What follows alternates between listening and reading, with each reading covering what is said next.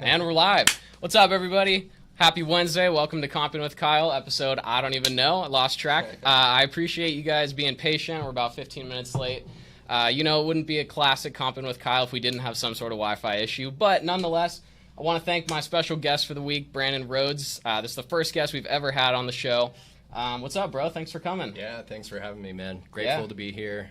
First time in this office. It's a nice office, so thank you, bro. Super stoked to be here. Hell yeah, man. Just tell everybody a little bit about yourself, a little bit about what you guys do. What are your main strategies, for people that aren't familiar with you? Jake, you want to toss up his IG so everybody can follow and connect with him? Yeah, how's it going, guys? If you don't know me, I'm Brandon Rhodes. I work on the team with Flip Lab over here in Arizona. Our business is based mainly on wholesaling. It was kind of started off in New Jersey doing some fix and flips. Lots of wholesaling over there as well. And we just came out, launched our Arizona branch in like March, and decided that we're going to build a whole new market here in Arizona. So we've been kind of at that for the past 3 or 4 months now. Prior to that, everything was over in New Jersey, and right now we're wholesaling in Arizona. We're doing fix and flips in New Jersey, and we've got a rental portfolio in New Jersey. Oh, okay, nice. So send your New Jersey and Arizona deals to Brandon here, huh? Yeah, sounds good. Cool. So you said you guys started your Arizona branch a couple months back. How is that going? How's that, like, tell me about where you guys started and what you guys are seeing now. Yeah, definitely. Kind of been a wild roller coaster ride, there in the beginning, March, April, we had some phenomenal months, just stepped into the boxing ring and lit things on fire. April, May kind of rolled around. May was a solid month. And then June and July, things have been changing with the market shift. Kind of talk of the town right now, as you guys know as well. Huge buzzwords is market shift, right? Yeah. Price improvements, right? Yeah. For investors, yeah, for sure. Yeah. So we've bounced some deals off you guys. I know that you've sent some back to us. So I think that, one of the reasons I'm so stoked to be on this show is because a lot of the times our numbers come in right in line with, each other's numbers. So, the past couple months have been a little bit slower, but I think everything is kind of taken that shift. There's a lot of concerns going on in the macro economy, and I think that's kind of trickling down into the real estate space. Yeah, definitely. So with that being said, are you guys, what's your primary strategy for lead generation? Are you guys direct to seller in Arizona? Are you using agents? What are you guys finding success with? Yeah, we dip our toes into a little bit of everything. So we do some direct to seller marketing, cold calling, direct mail. Mail's actually been pretty good for us. Oh, okay. We're also kind of utilizing the rolling with Zolin strategy, going to agent outreach, so that's helped us out a ton. We probably do, 50-50 right now, direct to seller and agent outreach. So cool, man. Yeah, that's awesome. Congrats. I know you guys had some really big months a couple months ago, so you guys definitely dove head first. So yeah, that's awesome. Just want to talk a little bit about so we talk about this market shift, that's kind of a big buzzword, and the show being Comping with Kyle. Market shifts affect how we comp, how we look at deals. Absolutely. Just, without diving too deep into the nitty gritty, because we'll look at some deals together, but what on an overall scale are you seeing? What are your buyers giving you feedback on? How are they shifting? Yeah. And what are you guys doing to accommodate that? I think this is going to be pretty unique to each person. A lot of what we're seeing right now is just coming down from our buyers, so they're kind of ultimately dictating their prices. Right now, they're just looking for things a lot more conservative. From like June to July, we saw about a 10% shift in the market per like the Cromford report. And I think a lot of what they're doing right now is predicting out 2, 3, 4 months or even longer. So a lot of what the feedback that we're getting from the top is just kind of like, hey, let's be a little bit more conservative on these prices. We're not necessarily banking on 10% appreciation month over month like we were.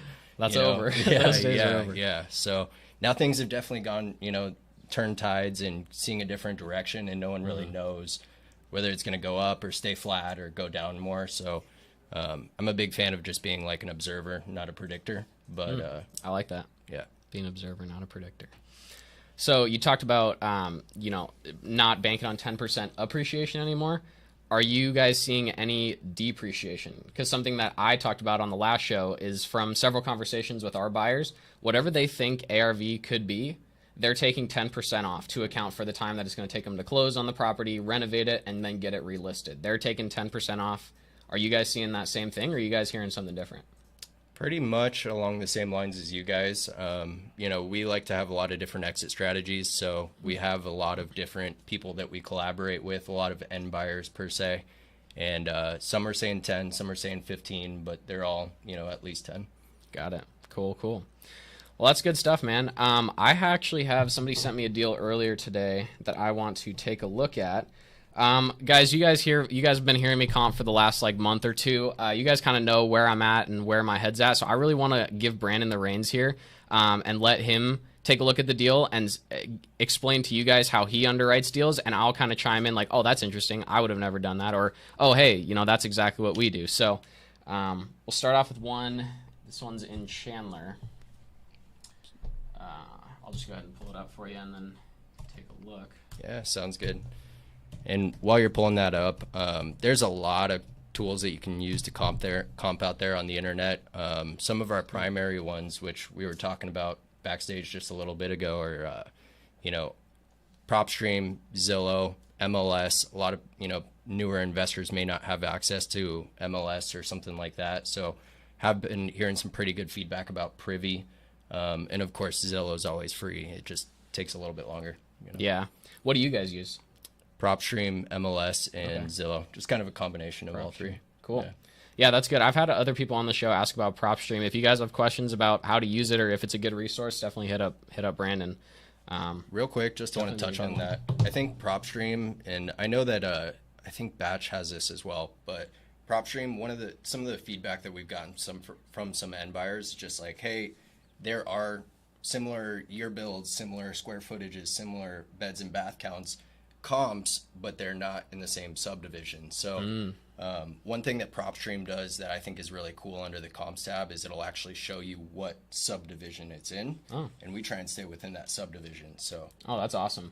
Yeah, we try to do that in Arizona as well. The subdivision is what we try to stay within, but I don't know if Privy does that or not. It probably does, and I'm just looking in the wrong spot. But yeah, do you guys have like an affiliate link or anything with PropStream? Yeah, we do. Cool. I don't know the link off the top of my head, but I can definitely put it in. Cool. Yeah, or shoot him a DM. He'll get you guys hooked up. But yeah.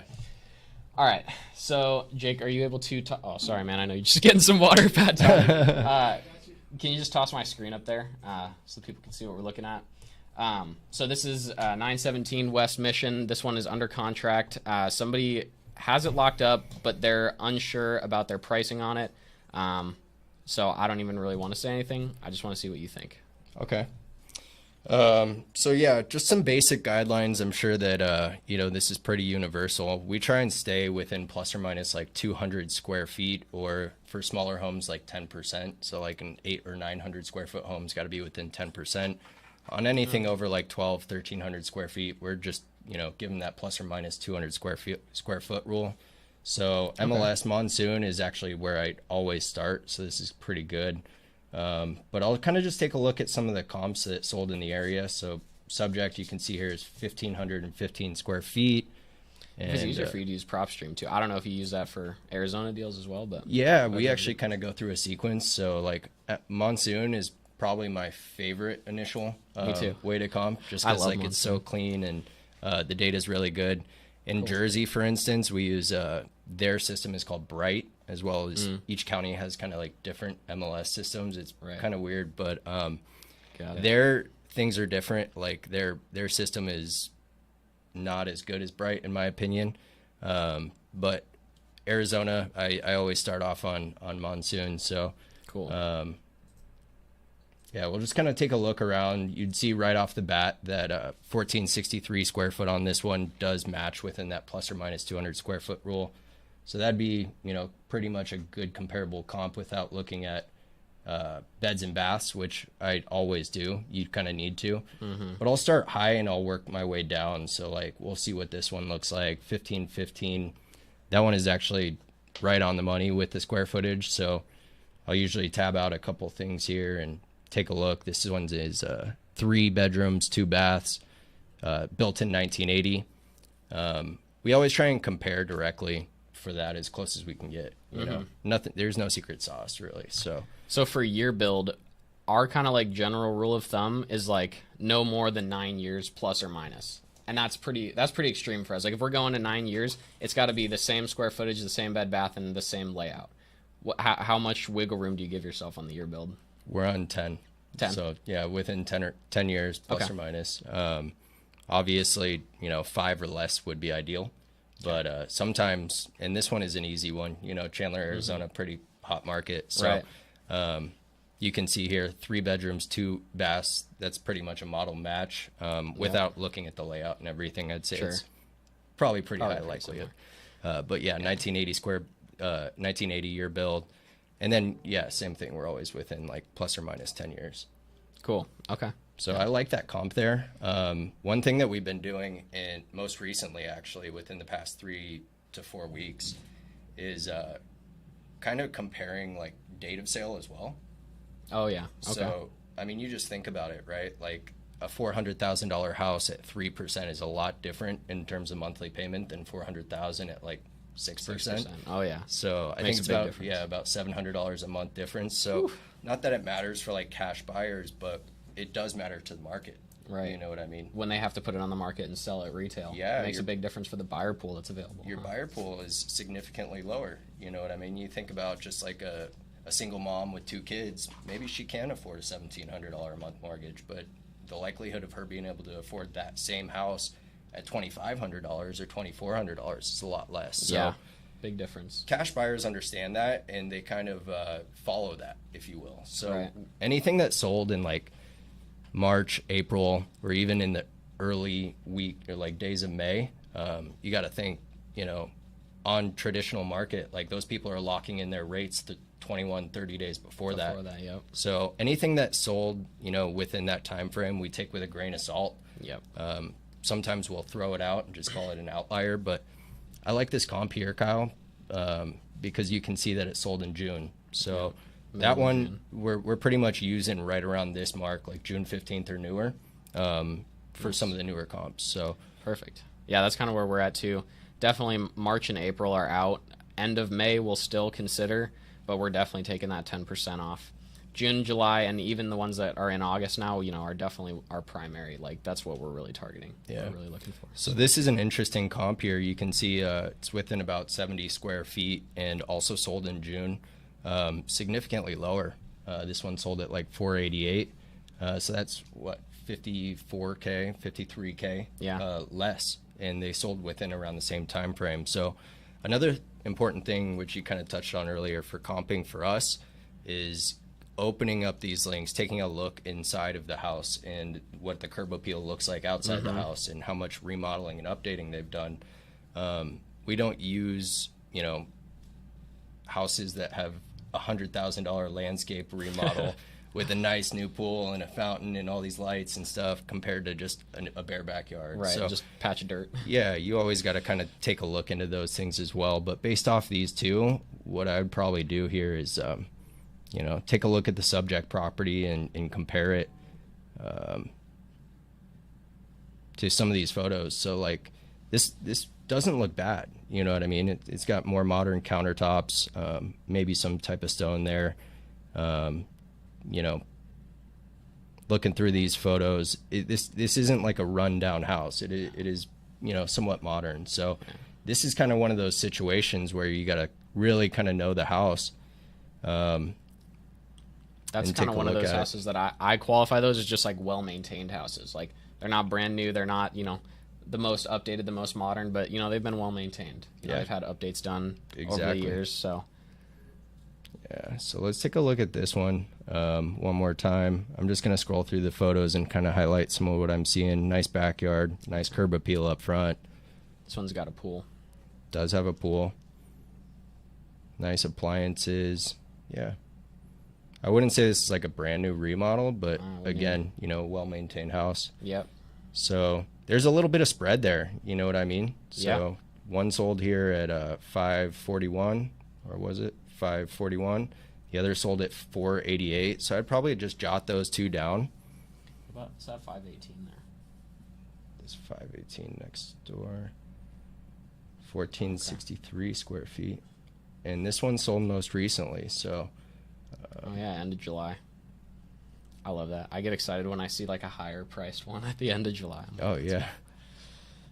Okay, so they've done some work on this one, it looks like. Oh yeah. So what we're looking at here is just basically, floors, kitchens, bathrooms. Does the paint look like it was redone? These appliances look like they might be a little bit older. Yeah. I would say that, going back to like an ARV value, I'd probably average those out and just give myself a range. Once you give yourself a range, kind of take a look over here. I'm going to grab that address and it was, plug it in. I think 917.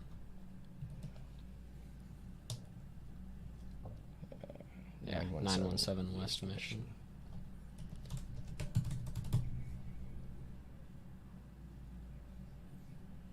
Now, this is kind of cool. I actually don't use PropStream for its estimated value like I would on a Zillow or something like that. What, those estimates aren't true, bro? I hope you're kidding. Totally. I'm just kidding. But what I do use it for is, again here, there's a cool little feature. If you click on this comparables nearby listings tab and you scroll to the right, you can see the subdivisions here. So I try and keep it within the same subdivision, and sometimes, here's a good example. Sometimes they'll be like across a street, and you can on this if you want. Sweet. They'll be across some street that doesn't look like a major street, which is a definite no-no. But you can see it's like maybe this street here, this Evergreen Street will separate these two subdivisions. So I always try and keep it within the same subdivision if possible. And you can actually take a list here. So like, here's that 518 comp that we were looking at. Okay. Here's that 541 comp that we were looking at. Nice. And then there's going to be probably there's the 488. Oh yeah, the 488's right there. Yeah, 488. So you can see those three comps that Kyle and I saw on Monsoon are all right here. They're all in the same subdivision. So I'd probably take a look at the subject property and compare the features just to those three separate properties to just give yourself the ARV. Cool. All right, so let's just assume, since we're obviously not going to drive out to the property and we don't want to, dive too deep into looking at all the photos, let's just assume that they're all comparable. They've got, the same kind of layout. They're within that 200 square foot range. So what do you think ARV is on this one? I'd say it's probably close to 518. 518. Okay. Yeah, that's kind of where I actually looked at this one a few minutes before we started the show. I had it right around like 520 as well. Okay.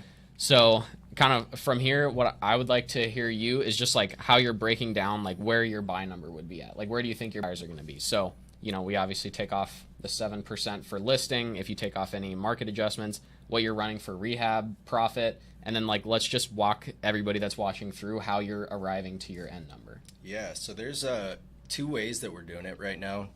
One is just the quick and easy way. I know a lot of my buyers are going to be around 65% minus repairs, 70% minus repairs. So I just take that 518, 520 number, multiply it by like right in the middle.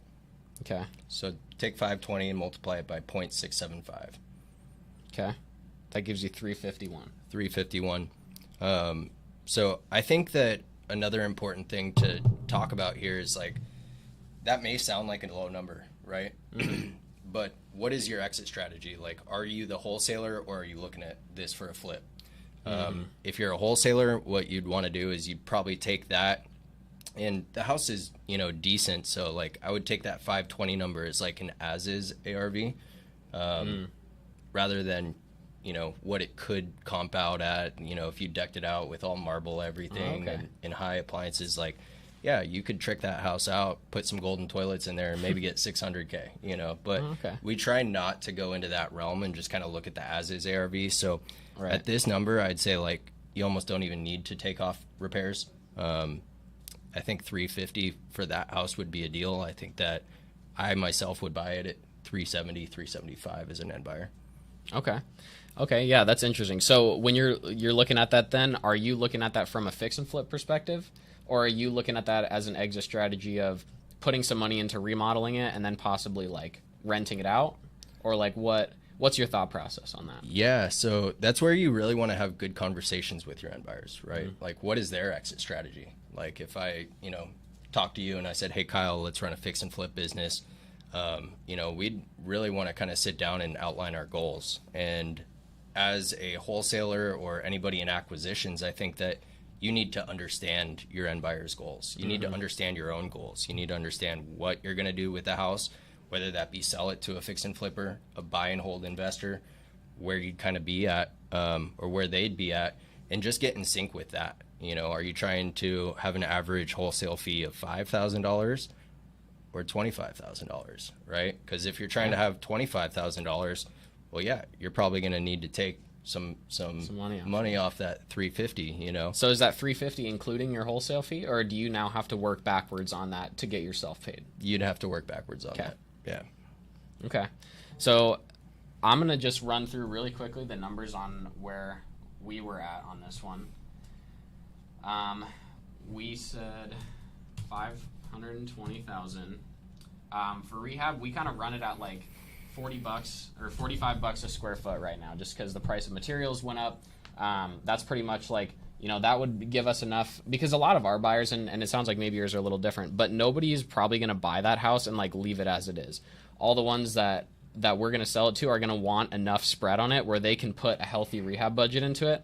And we glanced through the pictures in the house. Maybe 67 is a little bit extreme, so maybe we're more like 60 would give you like a nice rehab. But they're going to want 15% for profit, and this 15% is based on this market adjusted. So, we said if ARV is 520, we're assuming that our buyers will see an ARV of around 470. Yeah, and just to kind of highlight, since our numbers are so far apart, what I'd highlight here is, like, I was born and raised in Arizona, so I know these markets really well. I know that Chandler is a hotter market, in my opinion, at least. I think that this place is really good, centrally located. It's going to be tough to get that deal down to 280. Not to say that you can't do it, but again, going to your exit strategy, like, for us in today's market, I think that our average wholesale fee is about $18K right now.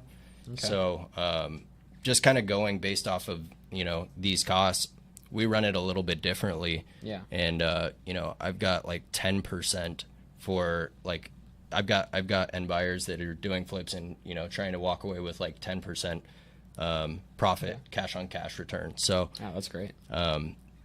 Just changing those numbers a little bit. Let's see what that would do to this. Yeah. So let's see if I change that to 10. And is that desired profit? Yeah. So this desired profit, it says 15, but I just changed the formula, so it's actually 10% of our market adjusted ARV. And I agree with you. I think Chandler is a little bit different. I think maybe 470 would be pricing a little bit low, like especially for a property that you just put $60,000 into. That I think that would probably be pretty low.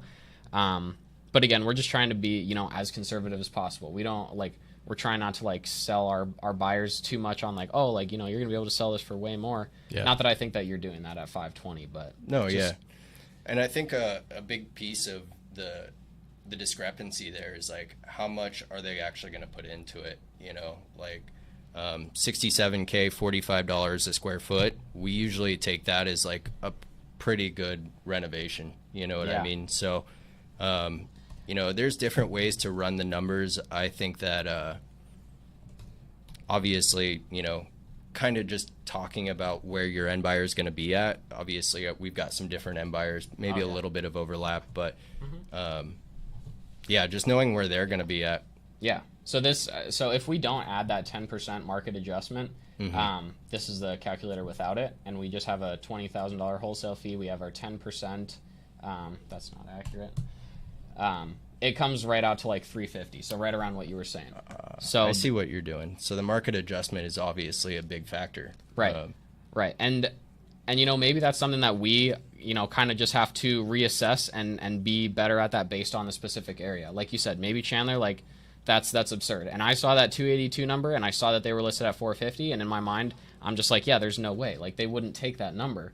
And that also seems absurdly low, because I also know that the rents in Chandler are pretty high. And I know kind of, if you're around that, 1% of rent I don't know the exact ruling on it, but like if the rent makes up 1% of the purchase price, that's like a really, really great rental rate. In Arizona, yeah. Yeah, in Arizona. So, you know, I already knew that we were past that threshold. So yeah, this one, I think 350. I think when we actually ran the numbers, because we changed the 10%, we were probably closer to like 330, but that's because we, you know, added a wholesale fee in. But, you know, I think 350 is probably pretty solid. Yeah. And another thing that we probably should have done right off the bat is like take a deeper look at the property. Yeah. Right. Like I'm sure that that's one thing I glanced over without even going into. So this thing is gonna need some work.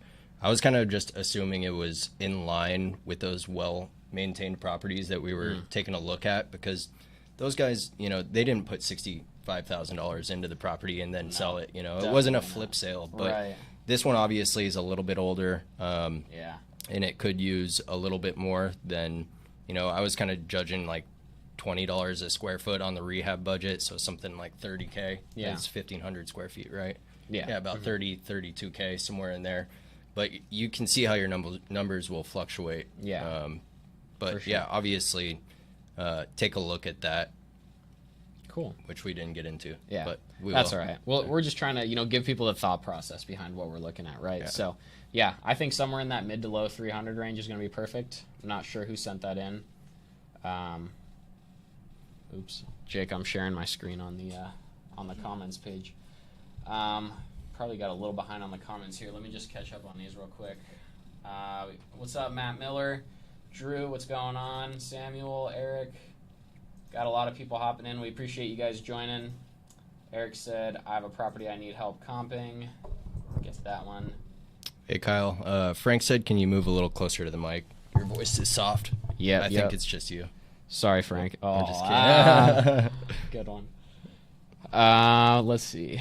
I already feel like I'm yelling when I talk sometimes, so. I feel that way, too. And like, when you're speaking into a mic, it's, you know. I feel like I'm shouting. All right. Yeah. Looks like Florida Car Guys put one in. Let's check this one out. Let's see what this is. Does PropStream just work in Arizona? No, that's the beauty of PropStream. I think it's like the most universally sufficient is a good word for it. Tool. What's up? Can you address this question, please? And Diamond members. Oh yeah. Do you share the calculator, or only using that for a member of AI? That is only for the members of Agent Investors. That is one of the perks of being a Diamond tier student, is that you get access to the calculator and the breakdown of how we use it and why things are the way that they are. And if we change anything, you'll get updates with, you know, especially as the market changes. You could create your own, but it's probably going to change. So, yeah, Jake's telling me to use my code over here. If you guys are interested, if you guys want to learn how to like efficiently work with agents and do on-market MLS deals, go over, check out agentinvestors.com, check out the course. Low-key, I have the best discount code out of anybody. Don't tell anybody I told you that, but use code Kyle. You'll get the best discount code you can get, $150 off any of the courses. And yeah, if you want to really get serious about doing deals, check it out. So there was our little ad for the show. Yeah, this one's going to be a challenge. Florida Car Guys brought in a Ohio deal. So, Ohio? Yeah, let's see how our numbers compare on this one. Now, I will say one thing while Kyle's pulling this up is... looks like there's no... Yeah, just copy and paste that into Google and then pull up Zillow and just copy that. Sometimes it triggers over. Here, wait, do what? Yeah, just type the address in and then grab the full. Oh, here. Yeah. Open that up and then just copy it from this. I see now. I would say Arizona is like one of the tougher markets to comp in, especially you think about the contrast from, 4 months ago when we had, crazy buyers and lower interest rates. People were buying fix and flip properties at 90%, you know what I mean? Yeah, it was nuts. But we have this big fluctuation, and compared to one of our other markets like New Jersey, we'll see like wild swings, but it like 10% over there is a wild swing. Like it'll take you like, 5 years or so to go up 10% or down 10% in some certain cities in New Jersey. So, that's not everywhere, but we buy in like Trenton and, wild swings over there, sometimes $10,000 to $15,000. So there's no. That's crazy, man. Yeah, That's insane because that's just like from one house to the next. That could be like 1 week here, 2 weeks here in Arizona. exactly. Yeah. So yeah, I sent you a bunch of properties in New Jersey the other day, and I saw all the price points like in this double digits or like the 5 digits, like 85,000, 35,000. I'm like, you can't even get a piece of dirt out here in Phoenix for that cheap. So land is like 3 times that. Yeah, it's insane. So yeah, just back to Florida car guys. I think that this deal is going to be pretty unique. And just looking at where it was listed there, just caught a glimpse of it on Zillow compared to where it's at here. I'd say that this is a more comparable market. Another thing I like to look at is like days on market. So this one stands out to me at 272 days. Coming up on a year. Yeah. So one thing to just be wary of something that long on the market is like a lot of investors probably walked it already, and they've probably taken a look and written it off their list, put a DNB on there, a do not buy. Now that's not to say that every property is going to be that way. Maybe it just got swept under the rug, but from in my experience, we're seeing that good deals are still selling.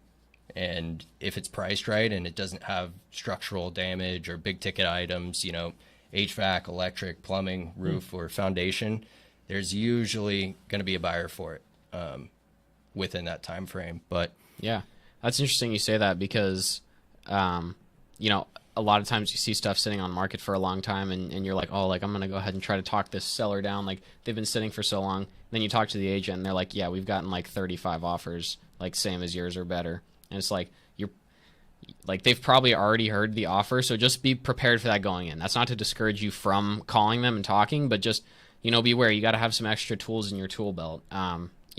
Might be something depending on the condition of the property, depending on a lot of, things. Is something that we're learning about as a team is like pitching the idea of like creative finance. Like, hey, what's the seller's situation? Like, how can I help them? If they have low equity or high equity, there might be some strategies that you can use to help those sellers out. So just another tool in your tool belt. Definitely. I think just a side tangent on that creative finance, there's going to be a lot of opportunities coming up here. So, if you're a handyman, it's best to have that tool in your belt. For sure. All right. What are your thoughts on this one? What do you think? Yeah, here's a good example. If you look on the map over here on the left, you'll see that like 2 is right at the end of the street. I think there's a street there. I can't really see it. Okay, so it's 1 street over, but you're looking here. It's in a different subdivision. You know what I mean? It's probably walking distance, but different subdivision. So here's our one sale in the area. You can compare. It's got 2 bedrooms, 1.5 bathrooms, 1,400 square feet. Kind of fits our square footage rule, or it does fit our square footage rule. Subject's actually got 3 bedrooms. So this one sold over here at $84,000. What I'd typically do is, again, just kind of compare the features of the house. So we kind of want to take a look at the condition in this one. In this market, I think that rehab budget is going to be a big thing. So that's where I'd lean more into it, kind of that calculator that you were looking at for the agent investors. This one doesn't have any photos either, so really kind of tough to comp, but I would say... sold recently, too. Yeah, it sold June 10th, which is the first thing that stood out to me. So I'd say that this could pretty much be a comparable. Here we're looking at condition. It looks like it was maybe an old rental or something. A lot of random stuff in there. Yeah, you can see there's a bed here. You know what I mean? You can see where it's cleaned around the carpet, or dirty around of the bed, where the bed was. Shower needs some updating for sure. Yeah, and this is a good example too, Kyle, where you use $45 a square foot for a reno budget. Well, you're gonna over rehab, and at least from what it looks like to me, $45 a square foot, 1,400 square feet. If you put just over $50,000 into this thing, it's already at an $80,000 purchase price. So you got to know your reno numbers too, and that kind of comes from your end buyer as well. Get to know them, network with them, really figure out what their strategy looks like, what their process looks like, how much they're putting into their renos. I know in New Jersey, we don't rehab like we would in Arizona. Right. Yeah. So Yeah, because I mean, here it's not uncommon to put $60,000 into a house because, they're worth several $100,000. But if you're looking at something like this, it's worth less than $100,000. You're not going to put an equivalent value of rehab of the home. It just doesn't make sense. So, and that's something like I will fully admit, like I am not an expert in any market, but my best market is going to be Phoenix. Because I have all my buyers here. I have I'm familiar. I've grown up here.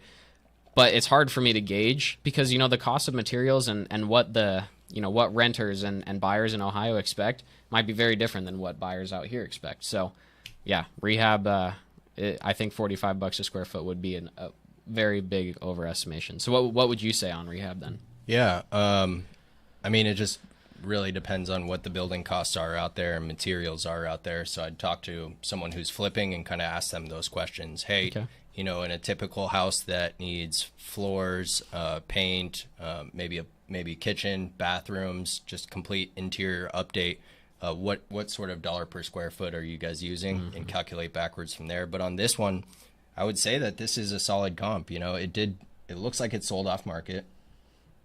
You can see that down at the bottom here. And we'd probably just follow that same model. So yeah, it never got posted on market. It never got listed. So actually scroll back down real quick. Did it say public report? No. So just something to note, something that I always look at in the price history is like, was it purchased? So like there's no pictures, right? So I'm trying to figure out while I'm doing my investigation, was this property flipped? Since we don't have any pictures, we wouldn't know. But a clue is like, hey, the last time this property was sold was in 2006. So it must have been somebody that lived there and sold their house. So it doesn't like... Just another thing to like keep in mind is like I can't assume that this property was flipped and that it's in like really good solid condition. So take that into consideration when you're looking at the sold price. Yeah, definitely looks like an owner occupied to me. So they probably didn't do much when they went in there, but you could still use this maybe like as is ARV. So the subject does have 3 bedrooms and 2 baths, which is an extra bed and an extra half bath. But let's use this number, just run with it real quick. So like cool. 84,000, let's use that same percentage, depending on what your buyers are at. I know that in a lot of these towns, like we do some deals in, North Carolina too. We just started doing some Fayetteville deals. Okay. We're buying it like 50%, man. Damn. So we're minus our, repairs. So we got one under contract just yesterday. I think the ARV was like 180. Got it under contract at 85. It didn't need a lot of work, just paint and carpet to get it up to the comps. But that's just an example. So like, let's follow our model here and just say our buyers buy it 65%. So, let's take this 84K number and multiply that by 65%. That gives us 57 or almost 57,000. We'll call it 57. So I'd say that minus whatever you can get for repairs. So, kind of do some tire kicking, honestly, kind of go through and just figure out like what your exit strategy is with this house. Obviously, floors are a big one. I wouldn't want to live in this. I don't think any renters would want to be in here with floors. So probably take off $10 a square foot for just floors and paint, Yeah. I don't think that's super far off. Yeah. So that's about $1,500 or $1,500. Yeah, $1,500. So 57 minus or 56.7 minus $1,500 just for that. But you can see it needs some more than that. Something I always look at that's like kind of a sleeper cost is windows. Like Yeah. There was a picture that I saw. Window fixtures. Look at all of these windows here. If there's something wrong with the windows, that's a lot of windows fixed. Yeah. Something to keep in mind. And in some of these other states, I know New Jersey's like this, you got to deal with like a CO where like a city inspector comes in and you can't move a new tenant in there until it passes the CO inspection. Yeah. So they'll pick up on something like that, window costs, or, if it needs in a property like this, I wouldn't put it past it that it might need a roof. It might need an AC unit. It's old. Things like that. So just the windows and floors, bare minimum. We're comping next to that property that sold at 84,000 and it wasn't fully updated. Yeah. Just depending on how much you want to put into it, where your buyers want to put into it. I'd estimate at least another it's tough to say because we couldn't see the inside of that other house, but I'd probably take another 15 to 20,000 off of that price. Just depending on if you're actually going to do that. I'm a big fan of being transparent with agents and or sellers and telling them like, hey, I'm probably going to have to redo this bathroom. That's going to cost me $7,500. Yeah. So yeah, no, I agree. Transparency, letting them know why. Because if you're just like, yeah, I see you're listed at 78, but I need to be at 50, and that's where I'm at. They're going to be like, why? Yeah. So yeah, if you break it down for them, well, I mean, yeah, look at this shower. Like, it's an investment. I want to get it up to the standard, blah, blah, blah. It helps them understand. So after we took off the flooring and paint, it was like 55, and then you said take off another, 20? Yeah, I usually kind of just run it with like a house of this stature, probably like 7,500 for the kitchen and probably $4,000 per bathroom. Yeah. So 7,500 plus 8, that's another 15,000.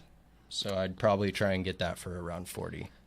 As long as roof and AC are decent. Keep in mind, you got to, if you want to get paid on it, you got to bake yourself in a wholesale fee as well, or ask your buyer if they're willing to cut you in on that. Yeah. So yeah, If 40 you're not 40 is flipping. probably about your max. Yeah. This is assuming that you're wholesaling it. Yes. Yeah. To a flipper. So. All right. Cool. Florida car guys, got to be around 40 on that one. See your boy Michael Hall's in here. Yeah. Let's What's go. up, Mikey? Any other comments we should flip through real quick? Yeah.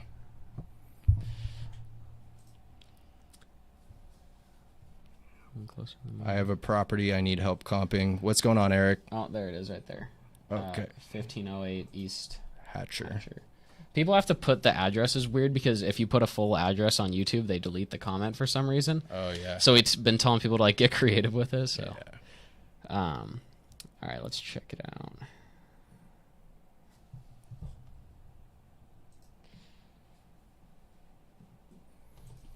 It was 1508. What was the street name again? East Hatcher.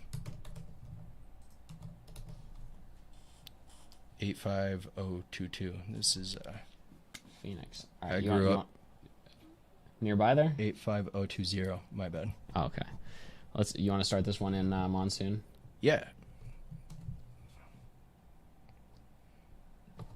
I love Monsoon. Spend the majority of my day on there. Yeah, me too. Are you a licensed agent too? I'm not an agent. Gotcha. Okay. Are you plans to be? Yeah, I'm thinking about it. Cool. Yeah. Cool. All right. So it looks like an off-market one.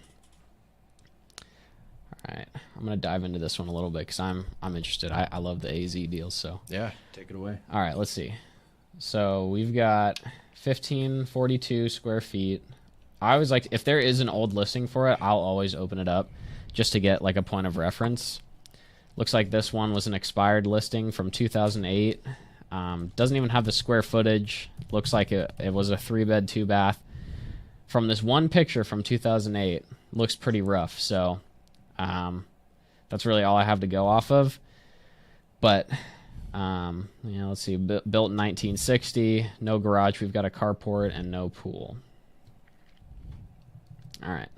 So I got a decent idea with what we're working with here. I always like to go to like the street view. I was just going to bring that up. Yeah. No photos. You got to take a look at something that's a little bit more recent. Everybody must have been standing out front when they drove by and did this.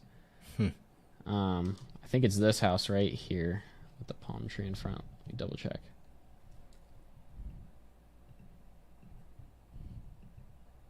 Yes, it is. All right.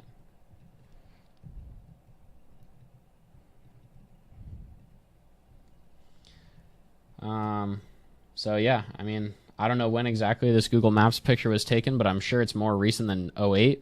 And yeah, I mean, it's got dead grass in the front, overgrown weeds. The paint looks really faded. The roof looks really faded. I mean, I'm just comparing it to this one next door. Right. It definitely looks like a fixer-upper from the outside. So when I don't have pictures, I have to assume a little bit. So let's see. And despite being in Phoenix, I would, I would say that you're definitely going to want to factor in like a larger rehab on that one. It is in a nice area, but obviously it needs a lot more. It's not like an as is or close to it like that other Chandler one. Yeah. that as-is ARV is interesting because that's something that I don't really hear about too often. I think mainly because, like, I look at everything through a fixing and flipping lens, Right. which is one of my downfalls, one of my flaws, something I'm trying to improve on and learn more about is, like, to me, the only way that I'm really proficient in underwriting deals is, like, fix and flip. So I look at, like, a trash property, like, okay, how can I turn it into something beautiful? Cash. Yeah. Like you just explained on that first Chandler one, that's not always the case, and it's not always needed. Sometimes it's fine for the area that you're in, and you can buy it with some built-in equity in the as-is condition. So Yeah. something I'm definitely working to learn more about. Yeah, I mean, talk to some flippers who are like familiar with like wholesales. You know, they go in, they clean it out, they maybe just put a coat of paint on it and still sell it as, you know, an opportunity or a little bit of TLC. You know, so the homeowner can go in there and do their personal touches. Finishing touches on it. Yeah. So I was just looking at this one. This one's a 2-bed, 1-bath, and it's smaller than us, but it looks pretty nice. And this one's sold for $405. And that one sold middle of June, so still. Where was that one at? We're right Just here. north. Okay. Yep. So we're still like in this same cul-de-sac area, and I'm pretty sure on Monsoon as well. You can see. Okay, so it's in this Saguaro Cove. That's the subdivision. Is it Cove, not Coyote? Let me see which one we were in. See, that's interesting. I've got prop stream Ooh. pulled up on mine, and it shows that it's in Century Estates. Sorry, that was the 405 comp that I was looking at. See, the subject exactly. property is Century Estates. Okay, so yeah.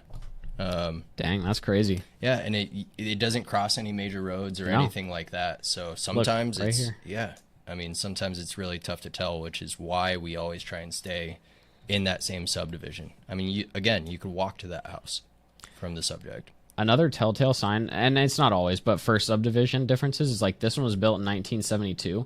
Yep. We were built in 1960. So I see a 12-year gap, and I'm like, ooh, okay, these might be something. It's tough to use that as a comp. Yeah, same. Here's another one, 1977. This one's 17 years newer.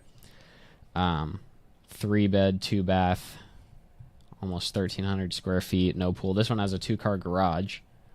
It looks decently. Yeah, it looks pretty decently nice. Yeah. Again, I'd say it looks like pretty well maintained. It's not That one could be like someone went in and did some work back in like 2018 or 19, so it's not recently flipped. Yeah, but it's not that like white cabinet, white countertop, gray floor, gray paint look. But right. Let's see. Yeah, this one it was bought in 2017. You're right, for 160. So they probably went in and rehabbed it then. Yep. So yeah, I'm not really huge on those as comps. Yeah. I think it gives a point of reference, but I don't think that they're necessarily comps. Here's another one, another 3.2, sold for 410. This one's 1,400 square feet. It's 12 years newer than us. Oh, this one sold back in April. Never mind, I'm not even looking at that one. Now here's an interesting take on this. So I'm not sure. I'm pretty familiar with Monsoon, but I'm not sure if you can like set. Yeah, maybe sold within the last 3 months. Yeah. Sometimes it does help, like knowing what houses we're selling for back then too, like 6 months or even 12 months out. So if you hit 1 year on there, there's a comp that's like right across the street, just populated This there one, at 470. 470. It is in a different subdivision. I already went ahead and looked at that, and you can see it's a brand new build Yeah, there. built in Or 2014. New build.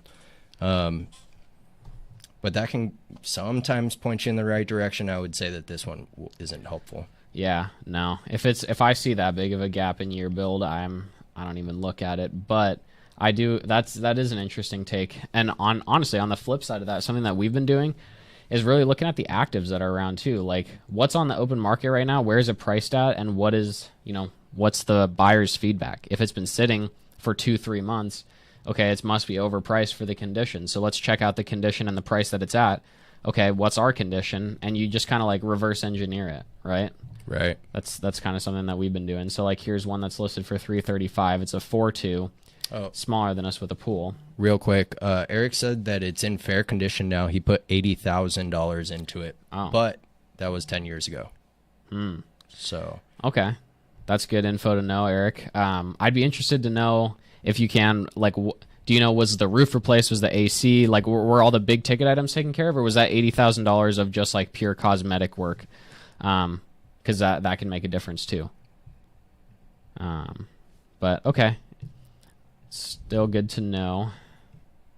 I see one that was bought for 200. It's tough to find something in this specific subdivision here because it seems to kind of just be this little horseshoe. So what do you do in that case? I would even go back further. Do you see this 395 here? Sold August 2021. You're on the 6-month view. Go to the 1 year. Oh, 1 year. So with these ones, and I know Hatcher's probably, I think it's a double yellow, depending on where it's at, 14th Street. And when I say double yellow, I mean the street out front. Yeah, the divider there. So this one's not really good one, really tough one to comp, but good property. I'm seeing this one that popped up at 395 down here, and that's also kind of on Hatcher. Okay.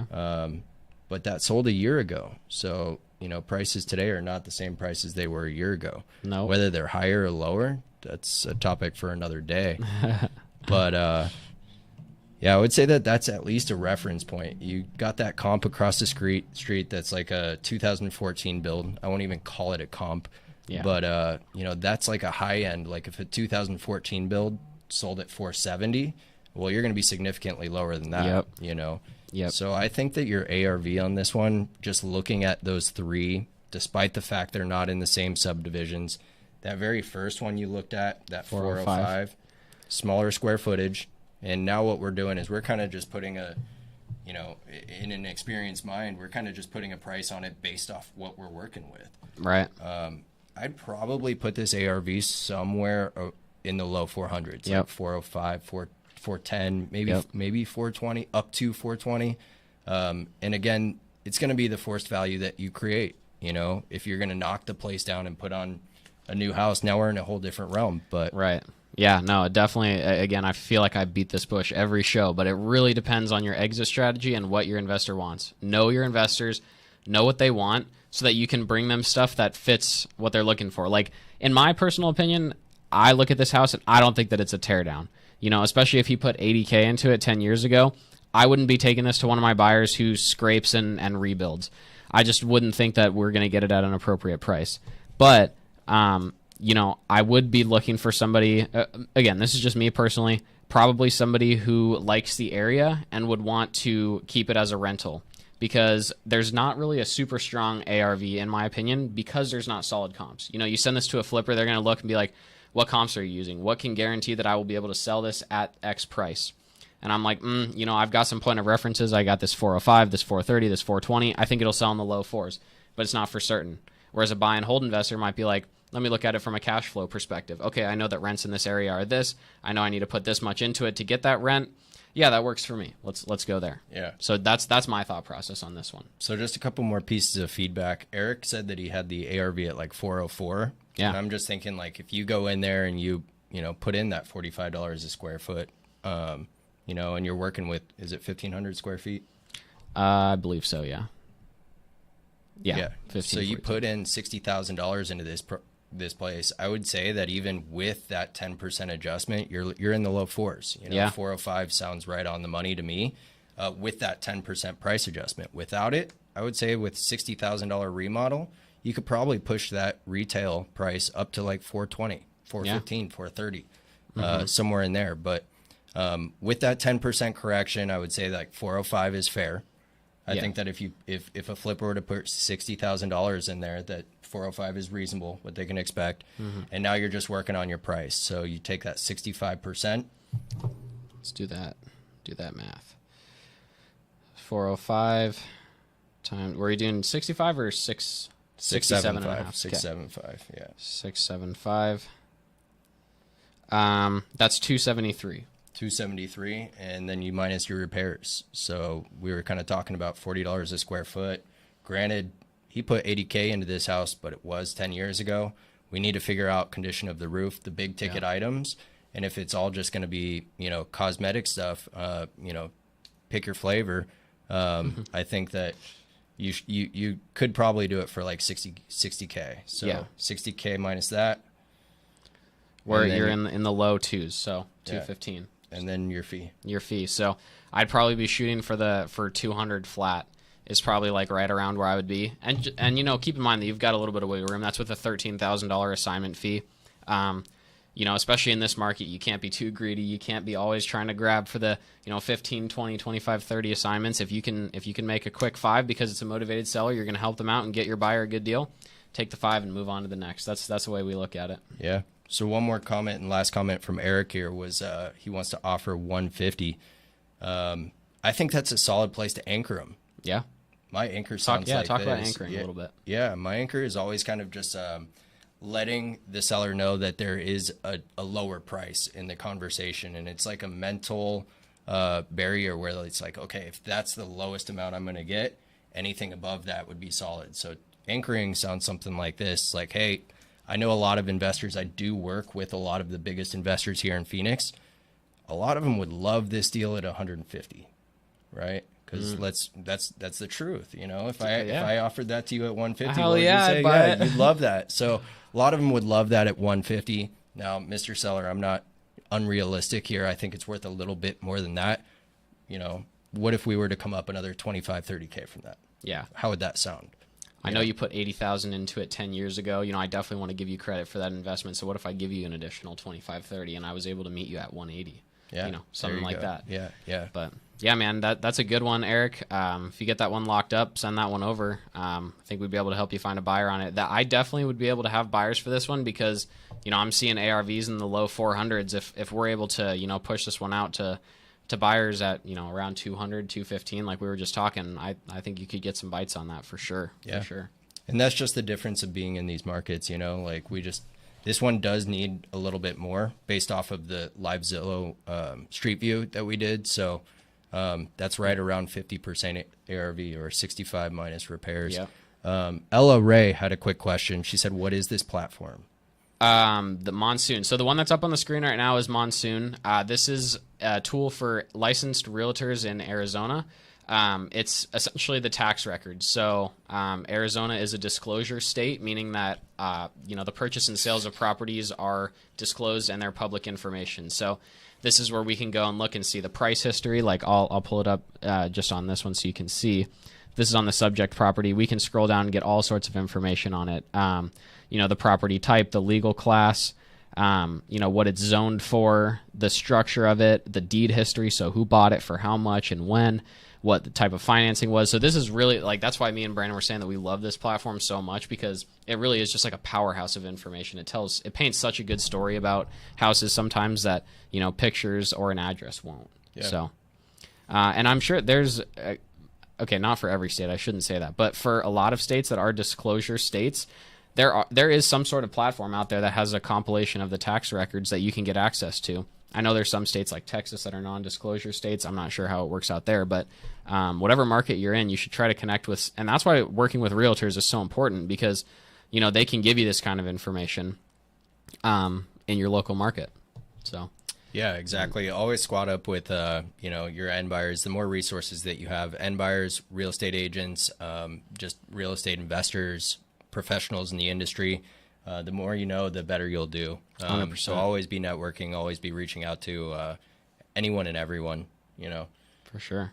There'll be people doing flips on my street, and I'll go by and talk to the subcontractors and get some business cards, There you go. Hey, That's a good strategy. That's like a different kind of driving for dollars, huh? Yeah, yeah. Oh, that's awesome, man. I got a good plumber, by the way. No, yeah, there you go. Yeah, that's something else too, and this is a little bit changing gears a little bit, but as the market is shifting and we're slowing down a little bit, us as wholesalers and what we've been trying to do is just kind of look in the mirror a little bit. Like, where do we really provide value to both agents and to our buyers? To agents, now they're getting they're getting a bunch of listings and they're sitting longer and they have more inventory. So how can we help them? So I'm trying to lead with value when I'm talking to these agents. Hey, this is what I'm looking for. Do you have anything? No, you don't? Okay, no problem. Is there anything that I, as an investor, can help you with? Do you want, I have a bunch of investors I'm connected with. Do you need rentals for your clients? Do you want the first look at any of our flips in a certain area? Do you need a painter? Do you need a handyman? I can connect you with any of those things. And then they're like, oh, shoot, they go on a listing appointment. This house just, it needs a little bit of work, and the seller's willing to put the money in. They call you up. Hey, I need a handyman. I need some help. Cool, let me help you out. They'll keep you in mind on the next deal. It really does go a long way. Yeah, absolutely. Well, I know we started a little bit late, but I think we're right about an hour. Let's just double check, make sure I don't want to miss anybody's comments. Is the calculator available to us? I think I already answered that one, but it is available for our Agent Investors Diamond Tier students. So check that out if you're interested. I think that's about all of them, but yeah, Brandon, dude, I appreciate your insight. Let's keep collaborating, and make sure you guys connect with Brandon. Get him on Instagram. If you guys are interested in learning more about PropStream, he's got an affiliate over there, so he'll get you guys all hooked up. If you need privy, anything agent investors, I got you guys. And if there's anything else we can do to help you guys out, I'd appreciate it. But yeah, reach out anytime. Happy to help out anyone. We've all been in the beginning stage. We've all, some of us been around this game longer than others, and I think it's really about leveraging your network and really tightening that up. So I'm always happy to help. Awesome, man. Appreciate you, and hope you guys have a great rest of your week. Take care. See you guys.